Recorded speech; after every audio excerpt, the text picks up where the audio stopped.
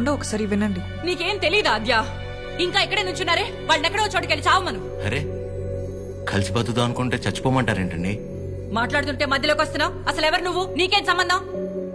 నీకు నాకు సంబంధం ఉంది కదా. నేను మీ కూతుర్నే కదా. ఏం తెలుసు నా గురించి నీకు మీ ఆయనకి? ప్రవళిక, నిజంగానే ఏం తెలీదా ఆంటీ?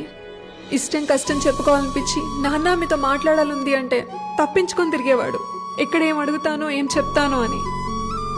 ఇక ఈవిడ మైండ్ సెట్కి తగినట్టుగానే నేను ఉండాలి. ఇంట్లో ఆడపిల్ల కన్నీళ్లు తుడవడానికి చేతులు రానప్పుడు మాటలు కూడా రాకూడదమ్మా. ఎవరో ఆడదైనా తన ఇంట్లో మనిషి అనుకొని కన్నీళ్లు తుడవాలనుకునేవాడికి ఏ సంబంధం ఉండక్కర్లేదమ్మా.